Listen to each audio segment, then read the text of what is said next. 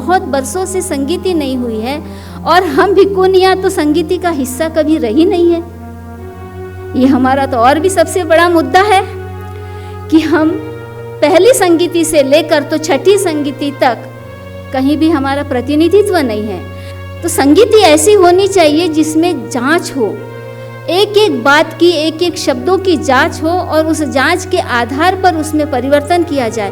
क्योंकि मृत्यु के समय बुद्धा ने खुद बोला था कि समय के साथ अनावश्यक छोटे बड़े नियमों को निरस्त कर देना चाहिए। भगवान बुद्ध ने जाति व्यवस्था, वर्ण व्यवस्था, विषमतावाद, इन सभी बातों को पूरी तरह से नकार दिया था। और भगवान बुद्ध कहते हैं कि प्रत्येक व्यक्ति समसमान है, फिर वो कोई जाति का हो, धर्म का हो या वर्ण का हो। और भगवान बुद्ध ने कहा है कि अगर हमारे मन के ही विकार हम दूर नहीं करेंगे तो हम दुनिया को नहीं जीत सकते। वर्तमान में हमको पाली को अगर सुरक्षित करना है तो इसकी बोलचाल की प्रवृत्ति को भी आगे बढ़ाना पड़ेगा। जब बोलचाल की प्रवृत्ति को हम आगे बढ़ाएंगे तब पाली का विकास सही मायने में हो पाएगा। क्योंकि पाली भाषा होनी चाहिए, उसका संवैधानिक दर्जा जो है घटना की शेड्यूल में आना चाहिए। तो सभी लोग अपने पेट के लिए जीते, मनुष्य बनने के लिए कोई नहीं जीता। तो हम मनुष्यता प्राप्त करने के लिए बाबा साहब ने हमको यह धम्म दिया है, और उसी को हम प्राप्त नहीं करेंगे, उस भाषा को नहीं सीखेंगे, हमारी सांस्कृतिक धरोहर को नहीं संभाल कर रखेंगे, तो फिर आने वाली पीढ़ी को हम क्या मुंह दिखाएंगे।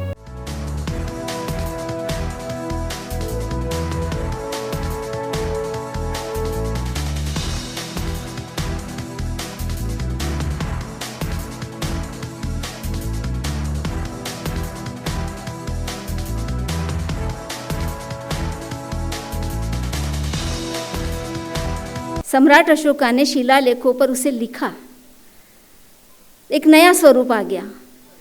अब यहाँ से मौखिकता थोड़ी कम होती गई और लिखने की प्रवृत्ति आगे बढ़ती गई। इस तरह से उसका ये पहला विकास का टप्पा मैं कह सकती हूँ। और उसके बाद में हम देखते हैं कि वो जो तीसरी संगीति में साहित्य जो संकलित किया गया उसमें 3 पिटक आ गए।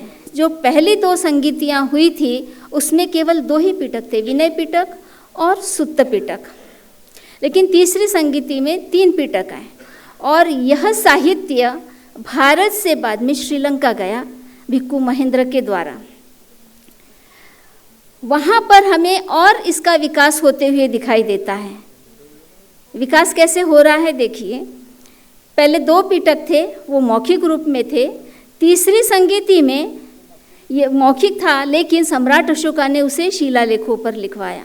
और उसके बाद में ये तीनों पिटक, विनय पिटक, सुत्त पिटक, अभिधम्म पिटक, ये श्रीलंका में जाने के बाद में उसे लिपिबद्ध किया गया ईसा पूर्व 1ली शताब्दी में राजा वट्टगामिनी के समय में। तो यहाँ पर तरह तरह के इस पर, जैसे ताम्रपत्र है, ताड़पत्र है, बहुत सारी चीज़ों का उपयोग किया गया उसे लिपिबद्ध करने के लिए। और वहाँ हम देखते हैं मुख्य रूप से बहुत सारे भिक्खुओं का भारत से श्रीलंका गमन दिखाई देता है, वहाँ पढ़ने के लिए जा रहे हैं, और वहाँ पर साहित्य का विस्तार हो रहा है। अब वो छोटा नहीं रहा, वो इतना विस्तार हो रहा है, वहाँ जाकर 8 कथाएँ तैयार की गई। इस तरह से इस साहित्य का विस्तार हो गया। और फिर उसके बाद में हम देखते हैं कि पिटकेतर साहित्य तैयार हुआ। मतलब जैसे जैसे लोग धम्म की ओर आकृष्ट होते गए, जैसे जैसे उसमें विद्वान भिक्खुओं का समावेश होता गया, उन्होंने इस साहित्य को और विस्तारित किया, पिटकेतर साहित्य तैयार किया, जिसमें कि हम मिलिंद प्रश्न का उदाहरण दे सकते हैं। इस तरह से ये विस्तार होते होते वो इतना ज़्यादा हो गया। और हम देखते हैं कि आगे यहाँ से कुछ ग्रंथों को लेकर अपने अपने देशों में गए। इस अटैक से पहले कई लोग यहाँ पर पढ़े, विदेशों से भी आकर पढ़ते थे, उन्होंने भी यहाँ से बहुत सारी ग्रंथ संपदा लेके गई। इसलिए कालांतर में हमें भारत में बौद्ध साहित्य या पाली साहित्य कम दिखाई देता है, लेकिन उसकी सुरक्षा अन्य देशों में होती रही है, ये हमें विशेष करके पता चलता है। अभी हम देखते हैं कि मध्यकाल में जैसे जैसे सत्ता का परिवर्तन होते गया है, कुछ उतार चढ़ाव होते रहे हैं। भिक्खु संघ या भिक्खुनी संघ भी लुप्त हुआ, बौद्ध साहित्य का खात्मा किया गया, बौद्ध विद्यापीठ को खात्मा किया गया। इस तरह से बहुत सारे परिवर्तन हमें दिखाई देते हैं, लेकिन फिर हमें श्रीलंका की तरफ देखना पड़ता है कि श्रीलंका में जो अंग्रेज़ अधिकारी गए थे, मुझे अभी सबके नाम याद नहीं है, तो वहाँ उन्होंने जब देखा कि कोई भिक्खु पाली साहित्य का अध्ययन करके उस पर डिबेट कर रहे हैं और बहुत अच्छे अर्थ बता रहे हैं, एक केस वहाँ पे चला था, वो उन्होंने जीता था, तो उनकी उत्सुकता उसमें बढ़ी और उन्होंने पाली साहित्य का इंग्लिश में ट्रांसलेशन किया। और यहाँ से दोबारा हम कहेंगे कि पाली भाषा साहित्य का पुनरुत्थान होना शुरू हो गया और सबका आकर्षण उधर बढ़ गया और धीरे धीरे हम ये पढ़ने लगे हैं। अब विशेष मुद्दा इसमें ये निकल कर आता है, जिस तरह से ये विकसित होता गया, समय समय के साथ में इसमें बहुत सारे बदलाव होते गए। जिस मुद्दे को मैं यहाँ रखना चाहती हूँ, बहुत सारे लोग शायद इससे सहमत ना हो, लेकिन मैं जितना साहित्य पर अभी रिसर्च कर रही हूँ, पढ़ रही हूँ, तो मेरे ध्यान में कुछ बातें आ रही है। मौखिक जब था उसी समय कुछ न कुछ मिलावट तो हुई होगी, क्योंकि एक संदर्भ आता है पाली साहित्य में कि बहुत सारे भिक्खु जब उपदेश देने जाते थे तो कुछ विषय ऐसे थे जैसे पुनर्जन्म, कर्म सिद्धांत, ऐसे विषयों को वो सही तरीके से प्रेजेंट नहीं कर पाते थे, उसमें उनके विचारों की मिलावट हो जाती थी और फिर उनकी शिकायतें तथागत के पास में आती थी। तो तथागत उन्हें समझाते थे कि तुम्हें नहीं समझता है तो बार बार पूछो, लेकिन गलत तरीके से किसी चीज़ को प्रस्तुत मत करो। तो ये बुद्धा के समय में ही जब इस तरह से मिलावट हो रही थी, तो बाद में कितनी मिलावट हुई होगी ये हम विचार कर सकते हैं। बुद्ध कहते हैं कि हर बात का कारण होता है, हर बात के पीछे कोई ना कोई कारण होता है, ये आप सभी को मालूम है। इसके बावजूद अगर हमें साहित्य में कोई बात ऐसी दिख रही है कि उसके पीछे का कोई वैज्ञानिक कारण नज़र नहीं आ रहा है, कोई तथ्य नज़र नहीं आ रहा है जिसे हम साबित नहीं कर सकते हैं, तो बुद्ध ने कहा है कि ऐसी बात मेरी कही हुई नहीं होगी। और ऐसे कई उदाहरण मैंने खोज निकाले हैं। हम सब कहते हैं कि बुद्ध का जो धम्म है या उनकी जो शिक्षाएं हैं वो विज्ञान पर आधारित है, उसका वैज्ञानिक आधार है, वो कारण कार्य कारण सिद्धांत पर आधारित है। अगर कोई बात ऐसी नज़र नहीं आ रही है, इसका मतलब है कि उसमें कुछ न कुछ मिलावट हुई है और इस मिलावट की तरफ हम लोग बिल्कुल भी ध्यान नहीं दे रहे हैं। चाहे वो पिटक का साहित्य हो, चाहे पिटकेतर साहित्य हो, चाहे बाद में नए जो लेखक आए हैं, साहित्यकार आए हैं, उन्होंने कई ग्रंथ तैयार किए हैं पाली साहित्य को लेकर, पाली भाषा को लेकर, उसमें भी कई तरह से लोगों की अपनी मानसिकता उसमें झलकती हुई नज़र आती है।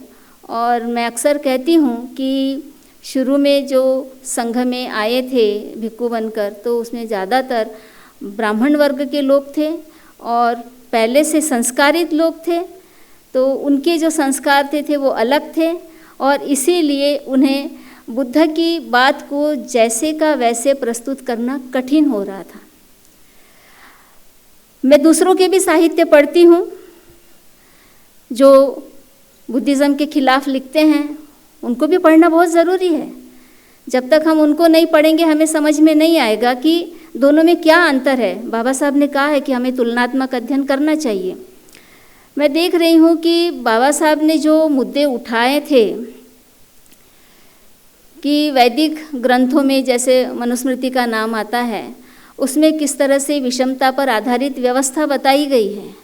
बहुत सारे बातों को उन्होंने पॉइंट आउट किया है कि ये बातें मानवता के खिलाफ है, या ये भेदभावपूर्ण है, या ये स्त्रियों के खिलाफ है, ये शूद्रों के खिलाफ में है। ऐसी बातों को बाबा साहब ने उठाकर जनमानस में एक चेतना जगाई कि हमें ऐसा नहीं तो समानता पर आधारित धम्म चाहिए। ये बात उन्होंने लोगों तक पहुंचाई और आज हम ये देख रहे हैं कि जितना हमारा समाज उस व्यवस्था के खिलाफ या उनके ग्रंथों के खिलाफ में हो गया है, उसमें सुधार करने के लिए वो लोग अपने ग्रंथों में सुधार कर रहे हैं। अब उन्होंने जिस जिस बात पर हमने ऑब्जेक्शन लिया था उस बात को ग्रंथों से हटा रहे हैं, नया संपादन कर रहे हैं और उनके स्टेटमेंट ये आ रहे हैं कि बाबा साहब ने जिन बातों को उठाया था कि ये सही नहीं है, मानवता के खिलाफ है, वो बातें उसमें मिलावट की गई थी, हमने उसका सफाया किया है। ये स्टेटमेंट उनके आ रहे हैं। तब मेरे दिमाग में ये बात उठी कि क्यों ना हम अपने त्रिपिटक का फिर से अध्ययन करें, चिकित्सा करें और जो बातें हमें वैज्ञानिक तथ्यों के आधार पर नज़र नहीं आती है, सार्थक नज़र नहीं आती है, या जिससे भ्रम उत्पन्न हो रहा है, ऐसी बातों को क्यों न हम हटाकर दोबारा त्रिपिटक लिखें। क्या ऐसा नहीं होना चाहिए? ये मेरा आप लोगों से सवाल है। मैं आपको इस पर चिंतन करने के लिए प्रेरित कर रही हूँ। इसकी ज़रूरत है। जब वो बदल सकते हैं समय के साथ, अपने ग्रंथों से अमानवीय बातों को हटा सकते हैं, तो क्या हम हमारे ग्रंथों से चमत्कारपूर्ण या अंधविश्वास से भरी बातें नहीं हटा सकते? हटाना चाहिए। इसके लिए संगीति की ज़रूरत है। बहुत बरसों से संगीति नहीं हुई है और हम भिक्खुनियाँ तो संगीति का हिस्सा कभी रही नहीं है। ये हमारा तो और भी सबसे बड़ा मुद्दा है कि हम पहली संगीति से लेकर तो छठी संगीति तक कहीं भी हमारा प्रतिनिधित्व नहीं है। जिस तरह से समाज के अन्य लोगों ने, जो हम कहें, जिनका हम आलोचना करते हैं, उन लोगों के जो ग्रंथ लिखे हैं स्त्रियों के खिलाफ है ऐसा हम बोलते हैं, या विषमता पर आधारित है ऐसा बोलते हैं, उन ग्रंथों को लिखने वाले भी पुरुष ही थे। हालांकि उन्होंने अपने ग्रंथों को अपौरुषीय कहा है। मैं फिर तुलनात्मक बात ही कर रही हूँ। उन्होंने अपने ग्रंथों को अपौरुषीय कहा है ताकि उस पर कोई सवाल न उठा सके। लेकिन ये जीवन है, व्यवहारिक जीवन है, तो सवाल तो उठेंगे ही, क्योंकि हम भुक्तभोगी होते हैं उसके। चुप रहेंगे तो कब तक चुप रहेंगे? कभी न कभी तो अभिव्यक्त होता ही है आदमी, जब अति हो जाती है तो वो भी लिखने वाले पुरुष ही थे। और यदि पाली पिटकों में ऐसी कोई बात मिलती है या पाली साहित्य में ऐसी कोई बात मिलती है, तो उसको लिखने वाले वो भी तो पुरुष ही थे। ये हम क्यों भूल जाते हैं? क्या स्त्रियों के लिए नियम बनाने के लिए स्त्री प्रतिनिधित्व नहीं होना चाहिए?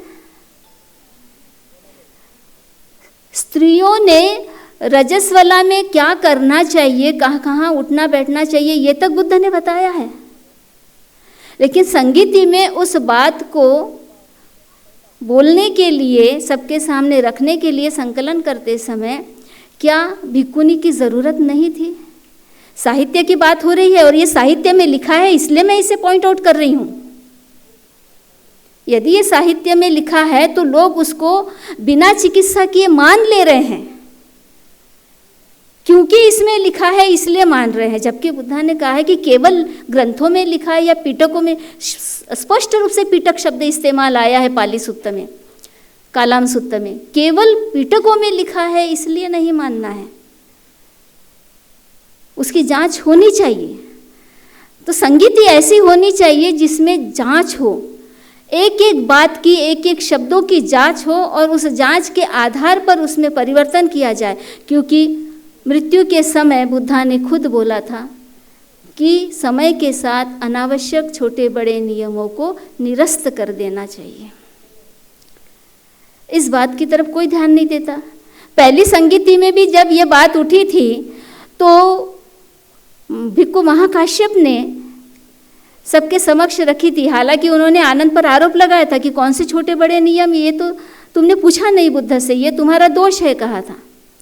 और जब संगीति में जो 500 वरिष्ठ भिक्खु शामिल हुए थे, उनसे पूछा गया तो कोई भी एक मत नहीं हुआ। कोई बोला कि पाराजिक नहीं होना चाहिए, कोई बोला संघाधिशेष नहीं होना चाहिए, कोई बोले ये नहीं होना, वो नहीं होना। किसी की भी एक मत नहीं हो रही थी, इसलिए उन्होंने जैसे का वैसा रख दिया। जैसे का वैसा रखने में समझदारी नहीं है। समय के साथ व्यवहार करते समय जब हमें दिक्कत होती है किसी बात को लेकर, जहाँ हमें विषमता महसूस होती है, उस समय हमें बुद्ध के जो मेन सिद्धांत है, समानता, स्वतंत्रता और मैत्री और न्याय, इस पर आधारित अगर कोई चीज़ नहीं है तो उसे निरस्त करके या उसमें परिवर्तन करना चाहिए। हमारे संविधान में भी ये बात है, संशोधन की बात है ना संविधान में भी। कोई भी चीज़ कायम नहीं रहती, ये तो बुद्ध का महत्वपूर्ण सिद्धांत है। समय और आवश्यकता के अनुसार हर चीज़ परिवर्तित होती है। तो साहित्य तो बहुत लिखे जा रहे हैं, लेकिन उस साहित्य को यदि चिकित्सकीय दृष्टि से नहीं देखा जाता है, आवश्यकता अनुसार परिवर्तन नहीं किया जाता है, तो फिर वो लिखते रहना कोई मायने नहीं रखता है। और ये सारा काम सही तरीके से करने के लिए जितने भी लोग इस पर काम करना चाहते हैं, उन्हें पाली भाषा अवगत होना बहुत आवश्यक है। और पाली भाषा को व्याकृत किया गया है ताकि उसको समझने में सरलता हो। पाली भाषा का व्याकरण भी अभी अपने पास मौजूद है। छोटे बड़े पैमाने पर हर जगह पाली के क्लासेस हो रहे हैं, पढ़ाए जा रहे हैं। तो ये पाली भाषा हमने सीखना ज़रूरी है, अन्यथा हमारा काम सही नहीं होगा, 100% सही नहीं होगा। हम कहीं ना कहीं चूक कर जाएंगे, जैसे कि पहले के अनुवादों में हमें चूक मिल रही है। जिन्होंने अनुवाद किया है साहित्य का, उन्होंने भी तो सीखा, पाली को सीखा पहले, तभी तो वो पाली का अनुवाद कर पाए। लेकिन पाली उनकी मातृभाषा नहीं थी, संस्कृत उनकी मातृभाषा थी, इसलिए हो सकता है कि कहीं ना कहीं खामियां रह गई हो। लेकिन खामियां उनकी है ये कहने से ज़्यादा बेहतर है कि हम उन खामियों को दूर करने की रिस्पॉन्सिबिलिटी ले। और इसीलिए हमें पाली भाषा का बहुत महत्व लगता है। पाली भाषा सीखना, उसका व्याकरण सीखना, ताकि जो भी पाली में लिखा हुआ है उसका हम सही तरीके से अनुवाद कर सके, सही तरीके से उसके अर्थों को समझ सके, सही तरीके से आकलन कर सके। आखिर बुद्ध कहना क्या चाह रहे हैं ये स्पष्ट हो जाए। और ये इतना ज़रूरी है क्योंकि बुद्ध का धम्म ये मानव को जन्म से लेकर मृत्यु तक व्यवहार सिखाता है, मानवीय व्यवहार सिखाता है। एक आदमी ने दूसरे आदमी के साथ कैसा व्यवहार करना चाहिए ताकि उसमें मैत्रीपूर्ण संबंध निर्माण हो और वो दुख से मुक्त हो, वो समस्याओं से मुक्त हो, ये बुद्ध का मकसद है। इसके लिए पाली सीखना हमारे लिए अत्यंत आवश्यक है। और मैंने अभी गढ़पाले सर से बात की कि मैं अपने विहार में पाली शिक्षा केंद्र खोलना चाहती हूँ। इसके लिए जो भी ज़रूरी लगता है वो मुझे मदद करेंगे, मुझे मार्गदर्शन करेंगे कि मैं किस तरह से ये कर सकती हूँ, क्योंकि भिक्खुनी संघ को प्रशिक्षित करने का जो काम हम कर रहे हैं उसमें कहीं ये कमी न रह जाए। और भिक्खुनियाँ भी अच्छे से पाली नहीं चाहती है, कुछ भिक्खुनियाँ पाली सीखना चाहती है। तो यदि हमारे विहार में ये प्रशिक्षण शुरू होता है तो मुझे लगता है भिक्खुनियों में काफ़ी बदलाव आएगा। वो अच्छे से जानेंगी, समझेंगी। उन्हें पाली में तो बहुत याद है लेकिन अर्थ में थोड़ा सा हो जाता है। अगर पाली सीख जाएंगे तो बहुत अच्छे से धम्म का प्रचार प्रसार कर पाएंगे। ये मुख्य संकल्प मैं यहाँ से कर रही हूँ और आप सभी से मैं इसके लिए मदद चाहूँगी। आप लोग मेरा मार्गदर्शन भी करेंगे और जो इसके लिए संसाधन लगते हैं ज़रूरी, वो भी आप मुझे प्राप्त करने का मतलब सहायता करेंगे, ऐसी मैं आशा करती हूँ और अपने शब्दों को यहीं विराम देती हूँ। बहुत बहुत धन्यवाद। जय भीम, नमो बुद्धाय।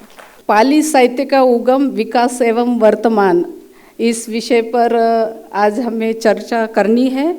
और बहुत सा मेरा काम आसान आदरणीय भिक्खु मैत्रेय इन्होंने कर दिया है कि पाली साहित्य का उगम किस तरह से हुआ है, उसकी शुरुआत कैसी हुई है, इस बात पर बड़े अच्छे से स्पष्ट रूप से उन्होंने अपने विचार यहाँ पे स्पष्ट किए हैं।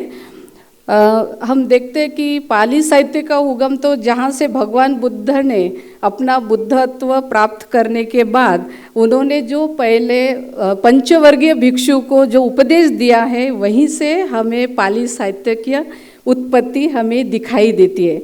मतलब भगवान बुद्ध ने संबोधि प्राप्त करने से तो महापरिनिर्वाण तक जितना भी उन्होंने 45 सालों में जितने भी अपने वचन दिए हैं, धम्म का प्रचार प्रसार किया है, वो सभी पाली साहित्य में सुरक्षित है और वहीं से उसका उगम होता है। जब भगवान बुद्ध ने पंचवर्गीय भिक्षु को उपदेश दिया दुख मुक्ति का मार्ग, और ये सुनकर जो 5 भिक्षु है वो अरहत पद को, निब्बान पद को उन्होंने प्राप्त किया। उसके बाद में भगवान बुद्ध के धम्म में कई लोग सम्मिलित हुए, और जब भिक्षुओं की संख्या जब 60 हुई और वो 60 भिक्षु अरहत पद को, निब्बान पद को उन्होंने प्राप्त किया, और उसके बाद में भगवान बुद्ध ने उनको आदेश दिया कि चरत भिक्खवे चारिकं भोजन हिताय भोजन सुखाय लोकानुकंपाय अत्थाय हिताय सुखाय देव मनुषानंग देशेत भिक्खवे धम्मं आदि कल्याणं मज्झ कल्याणं पर्योसानं कल्याणं स अत्थं स व्यंजनं केवलं परिपूर्ण। हे भिक्खु, आप धम्म का प्रचार और प्रसार करें। ये जो धम्म है भोजन हिताय भोजन सुखाय और लोगों पर अनुकंपा करने वाला, ये जो धम्म है, जो प्रारंभ में, मध्य में और अंत में ये कल्याणकारी धम्म है, इसका आप धम्म का प्रचार और प्रसार करें। और भगवान बुद्ध की ये बात सुनकर ये जो भिक्षु संघ है अलग अलग जगह पे, गांव में, शहरों में जाकर उन्होंने अपने धम्म का प्रचार प्रसार किया है। केवल भारत में ही नहीं तो भारत के बाहर भी धम्म का प्रचार प्रसार किया है। आज हम देखते कि सारे विश्व में जो बौद्ध धम्म का प्रचार प्रसार हुआ है, ये इसका सारा श्रेय हम अपने भिक्खु और भिक्खुनी संघ को देना चाहेंगे। उनकी वजह से ही भिक्षु और भिक्षुनी जो संघ है, उपासक उपासिका जो संघ है, उनकी वजह से ही आज धम्म विश्व का महत्वपूर्ण धम्म बना है, और सर्वश्रेष्ठ धम्म ये भगवान बुद्ध का धम्म है। उसी प्रकार आज भिक्षु धर्मरक्षित इन्होंने सुत्त निपात जैसे ग्रंथ, जो छोटा ग्रंथ है लेकिन महत्वपूर्ण ग्रंथ है, इस ग्रंथ में मनुष्य को कुशल कर्म करने के लिए, आगे बढ़ाने के लिए, अच्छे काम करने के लिए हमें एक प्रेरणा देते हैं। और उसी प्रकार भगवान बुद्ध ने जाति व्यवस्था, वर्ण व्यवस्था, विषमतावाद, इन सभी बातों को पूरी तरह से नकार दिया था। और भगवान बुद्ध कहते हैं कि प्रत्येक व्यक्ति समान है, फिर वो कोई जाति का हो, धर्म का हो या वर्ण का हो। और इस बात को स्पष्ट करते हुए भगवान बुद्ध ने सुत्त निपात के वसल सुत्त में कहा है, न जच्चा वसल होती न जच्चा होती ब्राह्मणों, कम्मुना वसल होती कम्मुना होती ब्राह्मणों।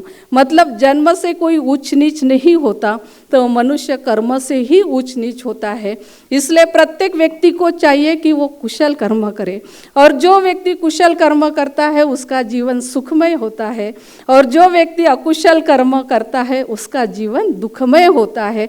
इतनी सीधी सीधी बात भगवान बुद्ध ने हमें बताई है, और आज हमें खुद पर चिंतन मनन करना होगा कि हम क्या कर रहे हैं, कौन से कर्म करके हम अपने जीवन को सुखमय बना रहे हैं, या कौन से कर्म करके हम अपने जीवन को दुखमय बना रहे हैं। इसकी चर्चा हमें सुत्त निपात में दिखाई देती है। उसके बाद में उन्होंने जो बुद्ध वंश ग्रंथ है, बुद्ध वंश में जो भगवान बुद्ध के पहले जो 24 बुद्ध हो गए थे, उनके पूरी जीवनी उसमें है, और भविष्य में जो मैत्रेय बुद्ध हो गए उनकी भी चर्चा इस बुद्ध वंश में है। और इसी बुद्ध वंश ग्रंथ में जो उन्होंने हिंदी में किया, और इसी बुद्ध वंश ग्रंथ पर आचार्य बुद्धदत्त ने मधुरथ विलासिनी नाम की अट्ठकथा लिखी है। अट्ठकथा ये बहुत ही महत्वपूर्ण है कि भगवान बुद्ध ने अपना उपदेश कहाँ दिया था, किसके संदर्भ में दिया था, किस स्थिति में दिया था, उसका सारा विस्तार से हमें अट्ठकथाओं में मिलता है। जब भगवान बुद्ध ने संबोधि प्राप्त की थी और संबोधि प्राप्त करने के बाद भगवान बुद्ध ने प्रतीत्य समुत्पाद का चिंतन मनन किया। प्रतिलोम, अनुलोम और प्रतिलोम तरीके से उन्होंने बहुत बार चिंतन मनन किया। फिर उनको बहुत आनंद हुआ, उनको प्रसन्नता होने के बाद उनके मुख से जो प्रीति वाक्य निकले हैं कि अनेक जाति संसारं संधा बिसंग अनिप बिसंग गहकारं गवे संतो दुखा जाति पुनः पुनः गहकारं दिठोसी पुनः गेहंग न कहासी सब्बाते फासु का भग्गा गह कुटंग विसंखितंग विसंखार गतंग चित्तंग तन्नाय खये मज्जगा। हे ग्रह कारक, मैंने तुझे ढूंढते हुए इस संसार में बार बार जन्म लिया है। बार बार जन्म लेना कैसे दुख कारक है। फिर से हे ग्रह कारक, अब मैं तुझे जो तू दिख गया है, अभी फिर से तू मेरे मन में घर नहीं बना सकेगा। चित्त में जो विकार थे पूरी तरह से नष्ट हो गए, तेरा घर का शिखर पूरी तरह से भग्न हो गया है और मेरा मन तृष्णाओं से मुक्त हो गया है।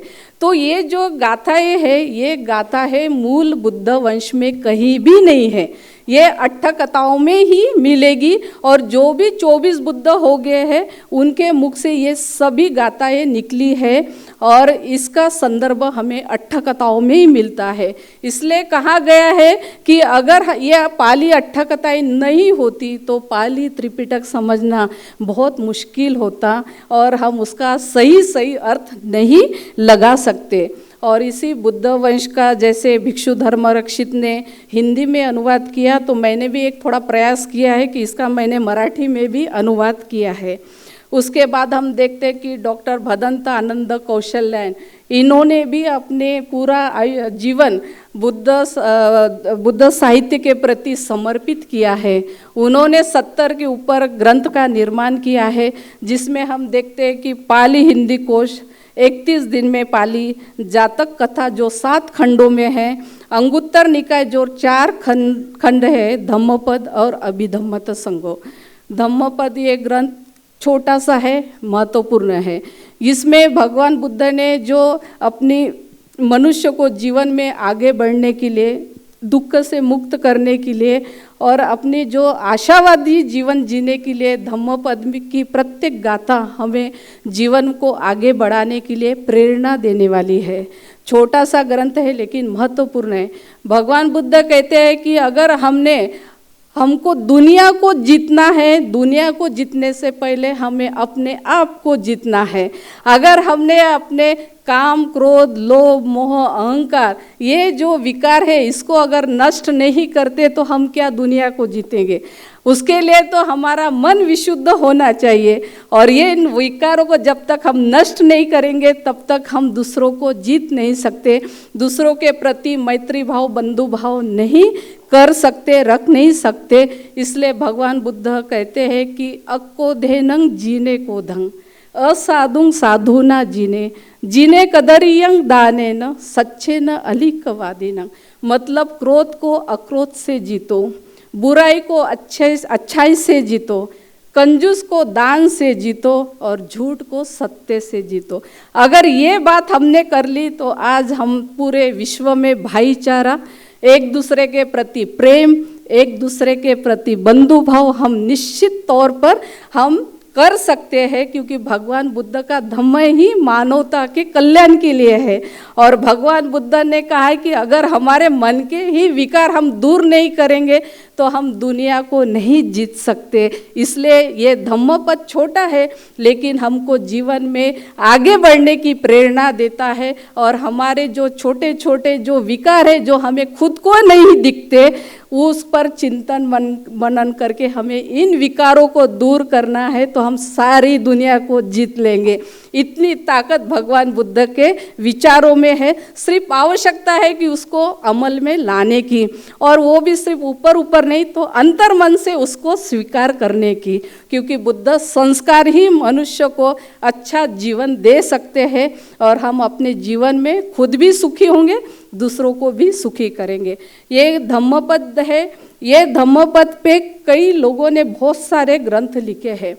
जैसे कि धम्मपद ऐसे कहा जाता है कि विश्व की सभी भाषाओं में धम्मपद का अनुवाद हुआ है, इतना महत्वपूर्ण ये ग्रंथ है। उसी तरह हम देखते हैं कि धम्मपद पे एस धम्मो सनातनो, आचार्य रजनीश ने भी इस पर बड़ी विस्तार से इस पर चर्चा की है। उसी प्रकार हम देखते हैं कि माननीय ताराराम सर है, उन्होंने धम्मपद गाथा और कथा इस पर भी उन्होंने बहुत सुंदर विस्तार से बातें की है कि वो जो कथा आई है कि वह धम्मपद की गाथाएँ आई है तो वो भगवान बुद्ध ने कहाँ से किस संदर्भ में और उसकी कहानी ये हमें इसमें दिखाई देती है। और हम देखते हैं कि मराठी में भी 26 लोगों ने ये धम्मपद का अनुवाद किया है और अलग अलग तरीके से, यानी हमें पाली के रूप से भी अनुवाद दिखाई देता है और संस्कृत की दृष्टि रखते हुए भी उन्होंने अनुवाद किया है।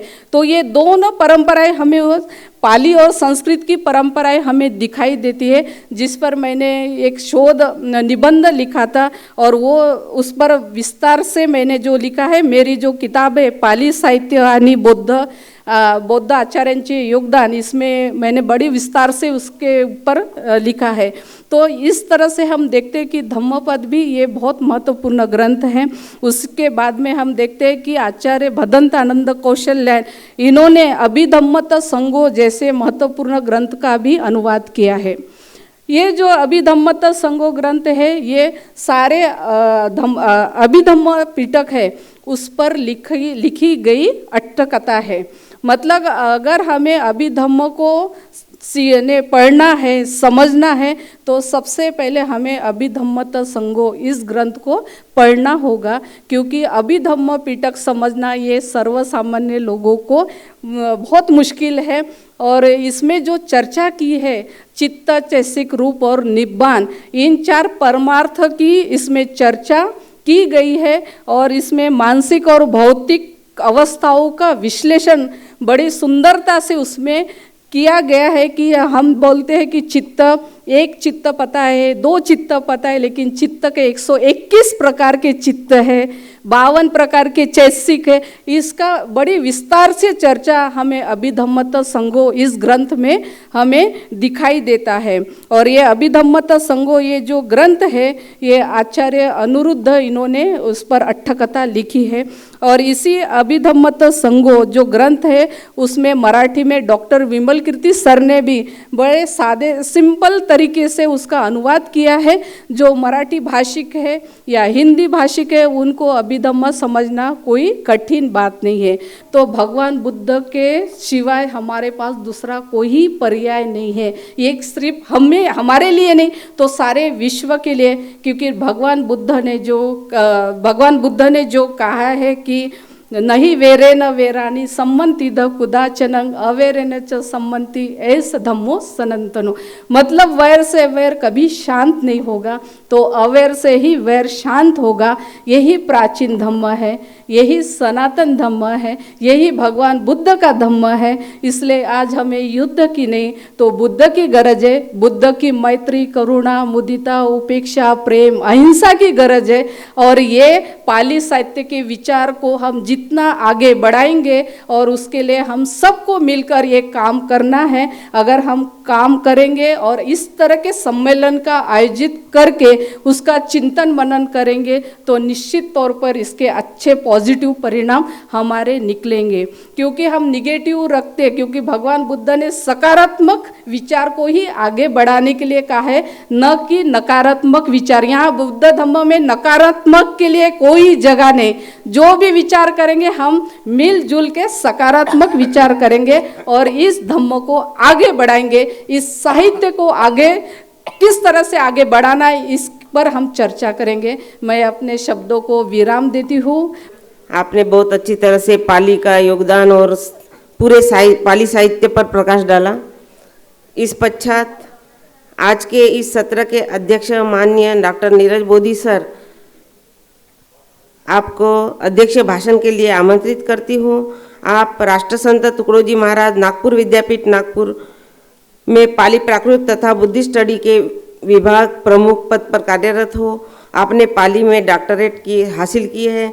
आपने अनेक पुरस्कार हासिल किए हैं। राष्ट्र संत तुकडोजी महाराज नागपुर विद्यापीठ में सुवर्ण पदक प्राप्त किया है। सर, आपके सम्राट अशोकाचे धम्म कार्य आणि कार्यप्रणाली तथा बौद्ध धम्माचा अभ्युदय आणि विकास ये दोनों किताबें बहुत प्रसिद्ध है। आपने अनेक राष्ट्रीय अंतर्राष्ट्रीय सेमिनार और परिषदों में अपने शोध प्रबंध सादर किए हैं तथा धार्मिक कार्यों में क्रियाशील सहभाग रहता है। मैं आमंत्रित करती हूँ हमारे sir doctor Neeraj Bodhi. Sir, आप आए और अपना अध्यक्ष मनोगत व्यक्त। आप सभी लोग यह जानते हैं बखूबी कि पाली साहित्य का उगम किस प्रकार से हुआ है, ठीक है। तो भगवान बुद्ध के समय से, मतलब भगवान बुद्ध ने उनके मन में जो विचार आया कि भाई जिस कारण मुझे सुख मिला है वह सुख औरों को भी मिले, औरों को भी इस प्रकार का सुख लेने का अधिकार है, तो उनको दिया जाए। तो विचार जब मन में आया तो क्या हुआ कि दूसरा विचार उसके पहले आया था कि भाई यह ज्ञान तो तुझे मिला है, लेकिन दूसरों को अगर नहीं समझ सका, वे अगर इसका लाभ नहीं ले पाए तो फिर क्या होगा। लेकिन उसी क्षण उनके मन में वह दूसरा विचार आता है कि कुछ ऐसे लोग हैं जो अल्पचित्त रज के हैं, मतलब उनमें मलिनता जो है कम है, जो कुशल चित्त के आग्रही है, कुशल चित्त की धारणा करते हैं। तो ऐसे लोगों में अगर यह धम्म बताया जाए और उनको अगर समझ सकता है तो उनका कल्याण हो सकता है। तो इस आशा के साथ वे लोगों में अपना धम्म सिखाने के लिए आए। तो किन लोगों को ढूंढा? जिनका चित्तमल कम था, जो कुशल जीवन जीने के लिए ही गृहत्यागी होकर उनके साथ उनकी सेवा में रत थे, ऐसे ही लोगों को उन्होंने चुना।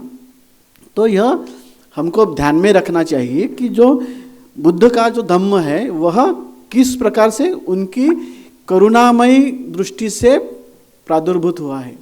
करुणामयी दृष्टि, ये विश्व सारा जो दुख से ग्रसित है उनको इस दुख से निकालना है, तो मुझे प्रयास करने ही पड़ेंगे। और उस प्रयास के अंतर्गत तथागत बुद्ध ने अपनी जो देशना है, जो उपदेश है, वह देना आरंभ किया। और आप सभी लोग जानते हैं कि अय्यासी कौंडिन्य, यह शब्द क्या है कि जब उन्होंने अपना प्रवचन करना, प्रथम धम्मचक्र प्रवर्तन शुरू किया, प्रवचन करना शुरू किया, तो सबसे पहले जब कौंडिन्य ने जाना कि अरे हाँ, जो कुछ उत्पन्न होने वाला स्वभाव धर्म है वह नाशवान है, तो जब उसको इसका रियलाइजेशन हुआ तो भगवान बुद्ध के मुख से तुरंत उदान निकले, अय्यासी कौंडिन्यो। इस कौंडिन्य ने जाना, इस कौंडिन्य ने समझा, इस प्रकार से भगवान के मुख से जो उदान निकले, तो यह उनके मन में विश्वास हुआ कि यह क्या है, धम्म समझने योग्य है, और मैं जो कुछ अनुभूत कर रहा हूँ वह कल्पना नहीं है, वह वास्तविकता है। और जिस सुख को मैंने अनुभव किया है वह दूसरे भी समझने लगे हैं, और यह पहला व्यक्ति है कौंडिन्य जिसने इसको समझा है। तो इस प्रकार से वह आश्वस्त हो गए और उन्होंने अपना धम्म विनय आगे सिखाना शुरू रखा। और आप देखेंगे कि पहले ही तिमाह में या पहले ही वर्षावास में कुल 60 लोग जो है अरहत अवस्था तक पहुंच चुके थे। तो इतना जो धम्म का प्रभाव है वह दिखाई देता है, और यही धम्म 45 सालों तक तथागत ने सिखाया। और यही उनकी शिक्षा जो है उनके पश्चात प्रथम संगीति में जो है ग्रंथबद्ध किया गया। तो कंठस्थ था, भानक परंपरा के द्वारा उसको सुरक्षित रखा गया। और पीढ़ी दर पीढ़ी जो आचार्य हुआ करते थे वह अभी विस्तार से त्रिपिटक नहीं बताऊंगा, क्योंकि त्रिपिटक के बारे में कहा है, त्रिपिटक के बारे में सभी को पता है। और उसके जो है अट्टकथाएं यह भी निर्माण हो चुकी थी। तो यह एक काफ़ी बड़ा विस्तार है त्रिपिटक साहित्य और उसका अट्टकथा साहित्य। लेकिन प्रथम संगीति में इसका जो सृजन हुआ, इसका जैसे भिक्षुनी ने जो प्रश्न उठाए वह भी महत्वपूर्ण है कि प्रथम संगीति में यह सारा का सारा साहित्य है या नहीं है, इस पर भी बहुत सारा रिसर्च होता है, अभी भी चर्चाएं होती हैं। तो उद्गम जो है इस पाली साहित्य का, यह प्रथम संगीति में हुआ है, हम मानते हैं। लेकिन प्रश्न चिन्ह यही है कि क्या अभिधर्म उसी समय था? अभिधर्म क्या प्रथम संगीति में आया था? तो प्रथम संगीति का जो उल्लेख है पाली साहित्य में, उसमें अभिधर्म का उल्लेख नहीं है। फिर आया कहाँ से? फिर तृतीय संगीति जब आती है सम्राट अशोक के समय में, वहाँ पर मोगलीपुत्र तिस्सा जो है अपना कथावस्तु नामक ग्रंथ उसमें सम्मिलित करते हैं। तो अभिधम्म में फिर एक ग्रंथ सम्मिलित होने से पूरा अभिधम्म पूरा हो जाता है। तो ये कहाँ से आया? फिर इसके पहले के सारे ग्रंथ कहाँ से कब बने? यह सारे प्रश्न चिन्ह हैं।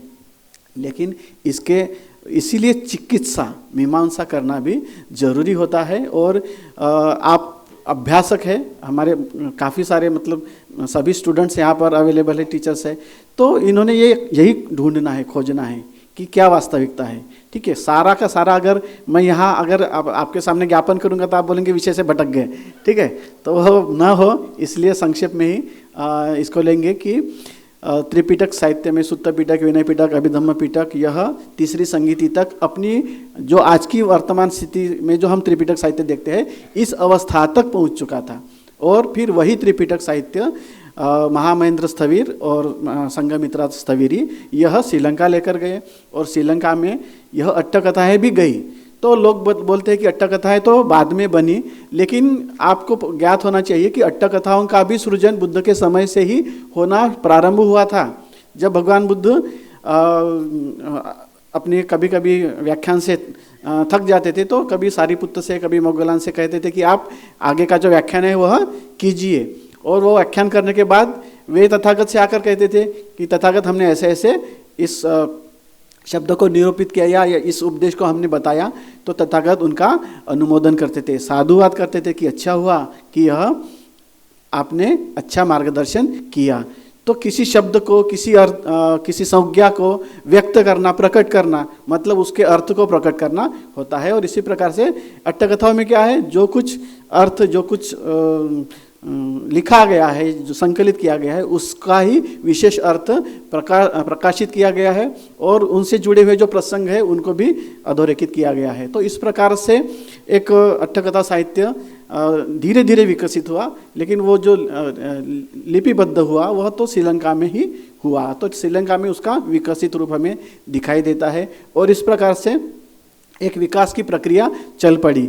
और यह भी उसमें संभव है कि जो आचार्य है तो आचार्य उनके कुछ जो उसमें विद्वान होते हैं तो कुछ विचार उसमें आ जाते हैं, और इस प्रकार से बहुत सारे विचार पाली साहित्य में भी बुद्ध के पश्चात भी आए हैं। नहीं आए ऐसा हम कहे नहीं सकते, क्योंकि यह भारतीय परंपरा रही है कि जो लेखक होते हैं अपने नाम नहीं लिखते हैं, लेकिन उसमें जो है सुधार करते रहते हैं। आप भी देखेंगे कि एक जातक कथा में कितने दशरथ जातक कितने गाथाएं हैं, लेकिन उसका रामायण इतने श्लोकों का बना, कैसे बना, किसने बनाया, किसने लिखा, किसी को पता नहीं है। मतलब वो भारतीय परंपरा है, उसमें वो लेखक लिखते जाते हैं और वह आगे कारवां बढ़ते जाता है। तो कहने का तात्पर्य यही है कि अट्टकथा साहित्य जो है या त्रिपिटक साहित्य है, इसमें बहुत सारी चीज़ें जो भिक्षुनी मैत्री जी ने यहाँ पर जो उपस्थित किए हैं तो वो आना स्वाभाविक है। लेकिन इसके ऊपर भी यहीं तक पाली साहित्य सीमित नहीं होता है, आगे चलकर यह जो काफिला है वह आगे बढ़ता, कारवां आगे बढ़ता है। और आप देखेंगे कि मिलिंद प्रश्न यह भी एक मील का पत्थर साबित हुआ है कि मिलिंद प्रश्न यह भिक्षु नागसेन और राजा मिलिंद इनके बीच का जो संवाद है, तो इसमें दार्शन है, इसमें सामाजिक जीवन है, इसमें वर्तमान स्थिति है, उस समय का परिप्रेक्ष्य है, इनको भी उजागर किया गया है। इसी प्रकार से आगे जो है भारतीय भिक्षु उनकी मानसिकता तैयार हुई। भारत में जो महाबोधि बौद्ध गया में जिसको महाबोधि कहते हैं या हम बोधि वृक्ष कहते हैं, तो सम्राट अशोक काफ़ी श्रद्धावान थे, उन्होंने उसके संरक्षण के लिए व्यवस्था की थी और वहाँ पर मॉनेस्ट्री का निर्माण किया था। तो वहाँ पर स्थायी रूप से भी भिक्षु रहा करते थे। तो आगे चलकर ऐसा हुआ कि श्रीलंका से भिक्षु आते थे, वहाँ रहते थे, तो श्रीलंका के भिक्षुओं का भी वहाँ पर प्रभाव था और भारतीय भिक्षु भी वहाँ रहते थे, और वहाँ भी वार्तालाप जिसको कहेंगे कि चर्चा होती थी और वाद विवाद की शैली भी उस समय विकसित हो चुकी थी। तो जो भिक्षु थे वह अगर ज़्यादा का ज्ञान अर्जित करना है या उसमें और कुछ महारत हासिल करनी है तो वे श्रीलंका जाकर उस ज्ञान को सीखने की कोशिश करते थे। और इसीलिए इसी श्रेणी में आचार्य बुद्धदत्त, आचार्य बुद्धघोष और आचार्य अनिरुद्ध इनका नाम आता है कि इन्होंने जो सिंहल में जाकर जो अट्टकथाएं थी उनको पाली में ट्रांसलेट करने का कार्य किया।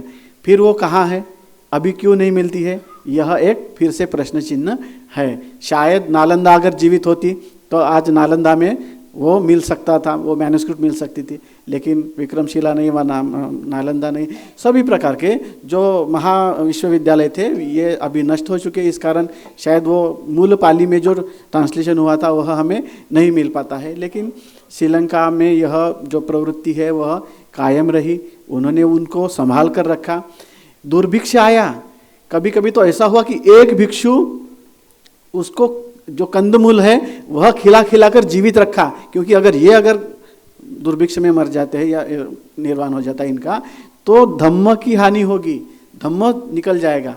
ऐसी भी स्थिति आई है। ऐसी कठिन परिस्थितियों में श्रीलंकन लोगों ने इस धम्म को सुरक्षित रखा, और यह हमारे लिए एक जिसको कहेंगे कि अभिमान की बात है कि उन्होंने धम्म को सुरक्षित रखने में अपनी जान न्यौछावर कर दी। और इसी श्रृंखला में म्यांमार आता है, इसी श्रृंखला में सयाम आता है जिसको हम थाईलैंड कहते हैं। तो इन देशों ने यह परंपराओं को संजो कर रखा। जब कभी ऐसी स्थिति इतिहास में आई कि धम्म को ग्लानि या धम्म का जो है एक पतनोन्मुख ऐसा स्वरूप सामने आया, तो श्रीलंका में अगर ऐसा आया है तो श्रीलंका के कुछ लोग ज्ञानी लोग हैं, ऐसे नहीं, कुछ लोग सयाम में जाएंगे या बर्मा में जाकर उन्होंने धम्म को सीखा और फिर से अपने भूमि में आके उन्होंने प्रकाशित किया। इस प्रकार से त्रिपिटक या बुद्ध वचन को सुरक्षित रखने का प्रयास किया गया और यह निरंतर कार्य चलते रहा। और इसीलिए श्रीलंका में भी सयाम निकाय पवित्र माना गया है। क्यों? क्योंकि वहाँ जाकर भिक्षुओं ने आने के बाद श्रीलंका में उसका पुनर्जागरण किया। तो यह प्रवृत्ति रही है। तो पाली साहित्य केवल त्रिपिटक तक ही नहीं रहा, तो श्रीलंका में समय समय पर ग्रंथ लिखे गए। दीपवंश, महावंश जैसे श्रीलंकन इतिहास, भारतीय इतिहास की प्रवेणी और श्रीलंकन इतिहास की प्रवेणी, यह सारी उस दीपवंश, महावंश, फिर महावंश टीका, इस प्रकार से उस साहित्य प्रवेणी में हमको दिखाई देता है। तो पाली में ग्रंथों का जो सृजन है वह निरंतर होता गया। जिस ग्रंथ का मैडम ने यहाँ पर उच्चारण किया, विशुद्धिमग्ग, वह भी इसी श्रृंखला में आता है। तो पीटकेतर साहित्य में फिर इनको रखा गया कि पीटक से भी अलग जो है साहित्य सृजन हुआ है। फिर बर्मा में, सयाम में भी बार बार समय समय पर पाली में लेखन करने की प्रवृत्ति रही है। और हम देखते हैं कि आधुनिक समय तक अभी भी कुछ मैन्युस्क्रिप्ट थाईलैंड में मिलते हैं या कुछ बर्मा में मिलते हैं। तो लिखने की जो परंपरा है वह कायम रही है। और यह विकास, मतलब आप भरत सिंह उपाध्याय की किताब है या बहुत सारे लेखक हैं जिन्होंने यह पाली साहित्य का डेवलपमेंट कैसा हुआ है आप विस्तार से उसमें देख सकते हैं। आधुनिक समय में जो यह सिंहली भाषा थी उसको 19वीं शताब्दी में ही पाली कहना, तो सयाम है या बर्मा है, म्यांमार है और सिंहल है, यहाँ एक साथ ही इन्होंने इस भाषा के लिए पाली शब्द का प्रयोग शुरू किया। और तब से यह पाली भाषा हम लोग जानते हैं कि सभी लोगों का कल्याण करते आ रही है। इस साहित्य में अभी वर्तमान स्थिति के बारे में हम थोड़ा सा जानने की कोशिश करेंगे कि क्या इसका स्वरूप है। तो वर्तमान स्थिति में पाली साहित्य की भिन्न भिन्न मानसिकताएं हैं। कुछ लोग अभी पाली साहित्य लिखने की कोशिश कर रहे हैं। तो पाली का जो पुनर्भव है वह होना चाहिए, क्योंकि अभी तक एक क्लासिकल लैंग्वेज के रूप में इसको देखा जाता था। केवल संशोधन करना है इसलिए पाली सीखना है, इस दृष्टिकोण से उसको देखा जाता था। इसलिए उसमें कुछ ट्रांसलेशन करते थे, लेकिन उसमें कुछ नया लिखना यह प्रवृत्ति नहीं थी। लेकिन आचार्य धर्मानंद कोसंबी, इन्होंने पाली में लिखा। उन्होंने नवनीत जो ग्रंथ है तो पाली में उन्होंने बोधिसत्व लिखा। तो कहने का तात्पर्य कि एक शुरुआत उन्होंने की। उसके पश्चात बहुत से आचार्यों ने पाली में लिखने की कोशिश की। अभी लेटेस्ट में जिसको कहेंगे, पिछले 2-3 साल पहले कोरोना के पूर्व पुणे यूनिवर्सिटी ने पाली जो स्टेट लेवल का पाली नाट्य सम्मेलन आयोजित किया था। तो पाली के नाटक लिखने के लिए उन्होंने लोगों को प्रोत्साहित किया। और उस समय कुल 5-6 नाटक पाली के प्रस्तुत हुए थे। और हमारे नागपुर यूनिवर्सिटी से भी एक पाली नाटक का मंचन वहाँ पर हुआ था, जिसको 3rd प्राइज स्टेट लेवल का मिला था। तो यह हमारे लिए खुशी की बात है कि अभी इस प्रकार के लेखन करने की प्रवृत्ति आगे आ रही है। एक आचार्य विद्वान उन्होंने कहा था कि हम नहीं कर पाए, क्योंकि हम भले ही इस भाषा के विद्वान हैं, लेकिन लिखने की प्रवृत्ति हमारी नहीं है। लेकिन अभी इसमें लेखन करने की प्रवृत्ति आगे आ रही है, तो यह स्वागत करने योग्य है। तो इसी श्रृंखला में आप देखेंगे कि भिन्न भिन्न प्रकार के लेखक अभी पाली में लेखन करने की कोशिश कर रहे हैं। हमारे प्रफुल्ल गढ़पाल सर है, वह पाली लिखते हैं, पाली में लिखते हैं, पाली में बोलते हैं, और आने वाली पीढ़ी इस प्रकार से बोलने के लिए सक्रिय हो, इसके लिए भी वो प्रयासरत है। तो यह एक सराहनीय प्रयास है, और बार बार पाली में जो है लिखने की प्रवृत्ति निर्माण होनी चाहिए। इसका दूसरा पहलू एक और मैं आपके सामने उजागर करना चाहता हूँ कि कुछ लोग ऐसे भी हैं कि जो कहते हैं कि बुद्ध वचन है, पाली लिखना कोई आम बात नहीं है, वो बुद्ध वचन है, तो बुद्ध वचन को आपने नहीं लिखना चाहिए, वो आपके दिमाग से पाली नहीं आना चाहिए। ठीक है, तो जो लिखा है उसी को मानना है, पाली आपने नहीं लिखना है। तो ऐसे भी बोलने वाले कुछ लोग हैं। तो लेकिन वर्तमान में हमको पाली को अगर सुरक्षित करना है, तो इसकी बोलचाल की प्रवृत्ति को भी आगे बढ़ाना पड़ेगा। जब बोलचाल की प्रवृत्ति को हम आगे बढ़ाएंगे, तब पाली का विकास सही मायने में हो पाएगा। अभी संस्कृत संस्थान जो है अभी विश्वविद्यालय में परिणत हो चुकी है, और उस संस्थान के माध्यम से यह प्रयास किया जाता है कि पाली का विकास के लिए पाली एक संस्थान बनाया जाए। तो उनके सामने वही प्रश्न है कि पाली बोलने वाले कितने लोग हैं। अगर पाली में बोलने वाले लोग नहीं है, संस्कृत में बोलने वाले लोग हैं, तो संस्कृत संस्थान बना है, वो उसमें कार्य करते हैं, लेखन करते हैं, और अपने रीति को, भाषा को आगे बढ़ाते हैं। ऐसी प्रवृत्ति पाली में अगर है ही नहीं, तो फिर पाली के लिए संस्थान कैसे बनेगा। ठीक है, तो पिछले साल उन्होंने पाली भाषा का ही एक सम्मेलन लिया था, सेमिनार लिया था, जिसमें सभी लोग पाली ही बोले थे, पाली में ही काव्य प्रस्तुत किए थे, पाली में ही उन्होंने अपना संवाद व्यक्त किया था। तो कुछ विद्वान जो थे, उन्होंने कुछ पाली में तो बोला, लेकिन उन्होंने भी माना कि भाई ये हमारे बस की बात नहीं, क्योंकि इसमें हमने ज़्यादा काम नहीं किया है।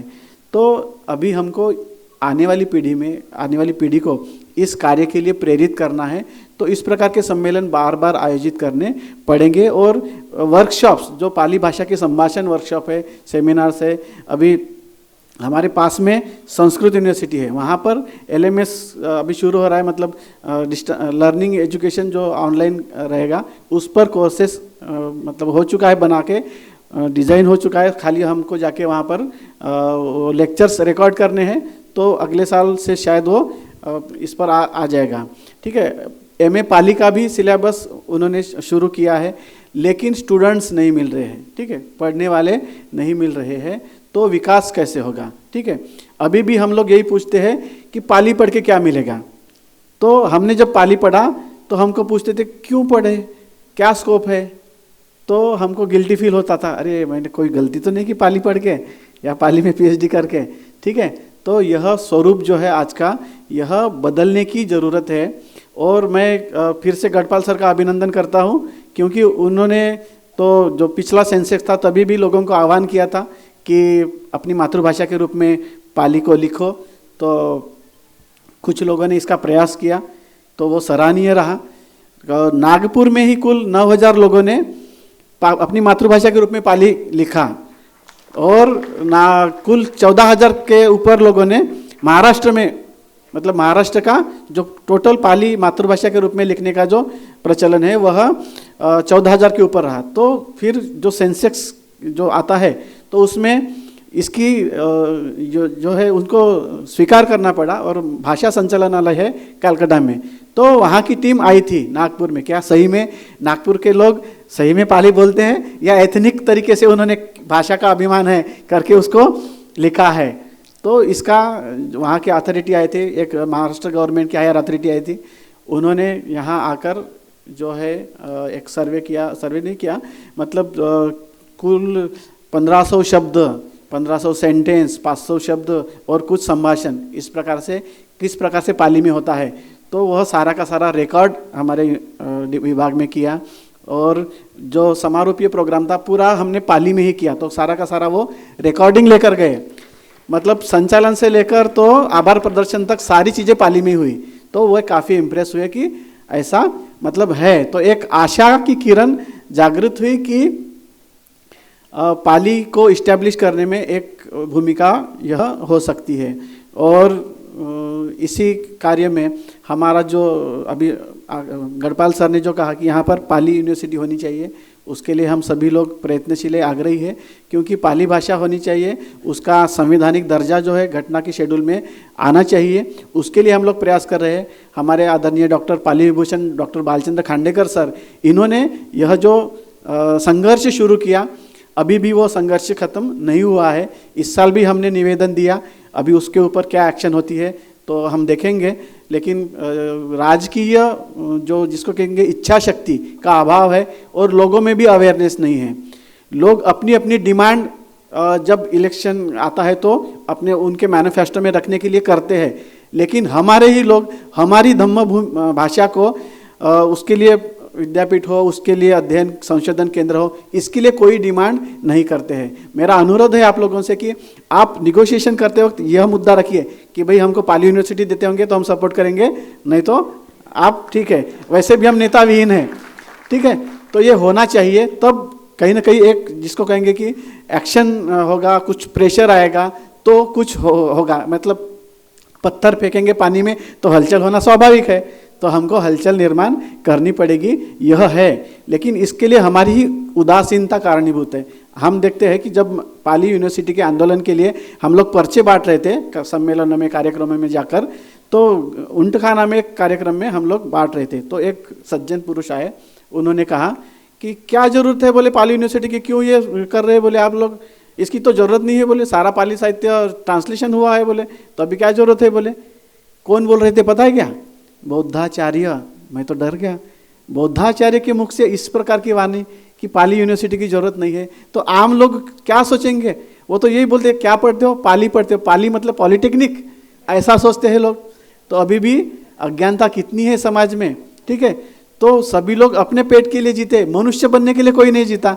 तो हम मनुष्यता प्राप्त करने के लिए बाबा साहब ने हमको यह धम्म दिया है, और उसी को हम प्राप्त नहीं करेंगे, उस भाषा को नहीं सीखेंगे, हमारी सांस्कृतिक धरोहर को नहीं संभाल कर रखेंगे, तो फिर आने वाली पीढ़ी को हम क्या मुंह दिखाएंगे, क्या कहेंगे कि हमने नहीं संभाल पाए और फिर से हमारी संस्कृति विलुप्त हो गई, यह बताएंगे।